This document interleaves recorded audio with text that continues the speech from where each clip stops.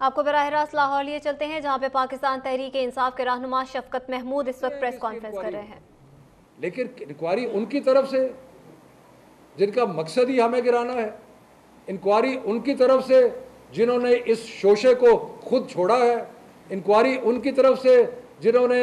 Sabotage करने की कोशिश की है सारे जुडिशल डेमोक्रेटिक प्रोसेस को, उनसे हम इंक्वायरी कराएं। तो मैं इसलिए कहूँगा कि तहरीक इंसाफ हर किस्म की कमेटी के, हर किस्म की इम्पार्शल गैर जानबदार कमेटी के लिए पूरी तरह तैयार है। रस्मी फैसला हम कल करेंगे, लेकिन इस किस्म की जानबदार कमेटी जो तहरीक इंसाफ के हरीफों पे मुश्तमिल हो, उसको तहरीक इंसाफ कभी कबूल नहीं करेगी। और मैं आपको ये भी अर्ज़ करना चाहता हूँ कि ये कमेटी उस वक़्त अगर बनती जब शिरीन मज़ारी साहबा को ख्वाजा आसिफ ने अखलाक से गिरी हुई बातें की, उस वक़्त ये कमेटी क्यों नहीं बनी? जब जावेद लतीफ़ ने मुराद सईद की बहनों के बारे में एक नाजेबा और घटिया बात की, उस वक़्त ये कमेटी क्यों नहीं बनी?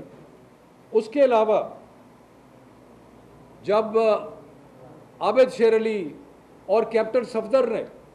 अगले दिन असेंबली में फोश और नंगी गालियां दी, उस वक़्त ये कमेटी क्यों नहीं बनी? तो ये सारा एक ड्रामा है, ये सारा एक तरीका है टारगेट करने का,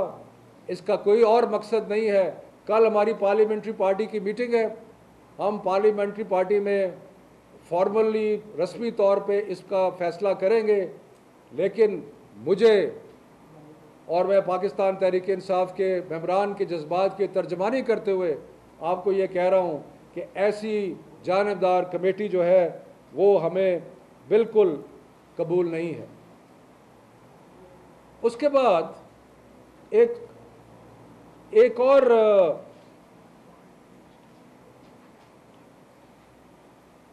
उसके बाद एक और चीज नमूदार हुई। ये बिलावल जरदारी साहब जो ना 3 में है ना 13 में है, क्योंकि जमात तो उनकी तकरीबन पंजाब में ख़त्म हो चुकी है और खैबर पख्तूनख्वा में ख़त्म हो चुकी है। अब उनको सडनली ख्याल आया कि हम तो पीछे रह गए।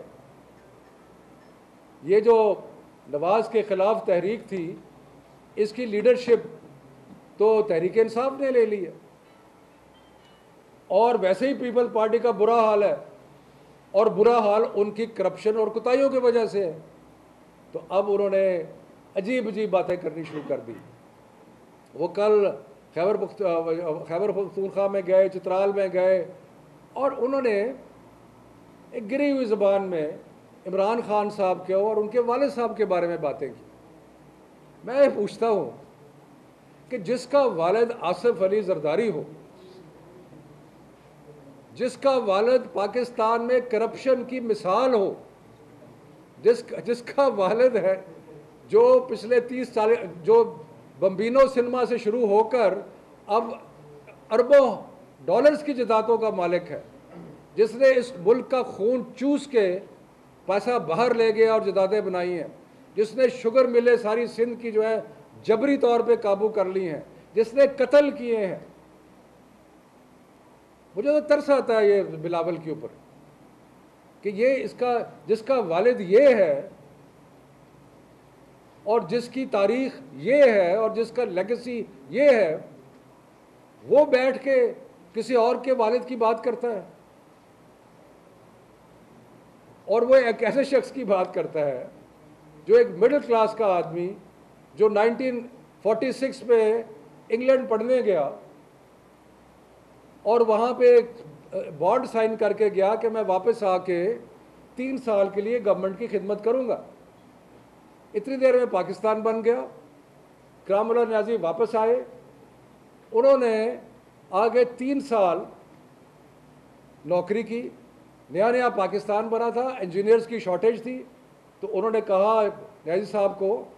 कि आप कंटिन्यू करें क्योंकि हमें ज़रूरत है इस वक्त। तो वो कंटिन्यू करते रहे 1958 पे उन्होंने कहा कि नहीं, अब मैंने अपना कारोबार करना है, तो इसलिए उन्होंने नौकरी से इस्तीफ़ा दिया और नौकरी से इस्तीफ़ा देने के बाद रिपब्लिक इंजीनियरिंग के नाम से एक फर्म बनाई और अपना काम शुरू कर दिया। अब ये बिलावल को ख्वाब कहाँ से आ गई है, या हमारे हरीफों ने, मतलब कमाल की बात है, जब इनको कुछ कहने को मिलता नहीं है, जब इनके पास और कुछ होता नहीं है, और ये वो लोग, मुझे गुस्सा आता है जो सरी तहरीक इंसाफ के रहनुमा शफकत महमूद लाहौर में प्रेस कॉन्फ्रेंस कर रहे हैं। उन्होंने कहा कि जिस तरह की ज़बान इस्तेमाल की जा रही है इमरान खान के खिलाफ वो काबिल मजम्मत है।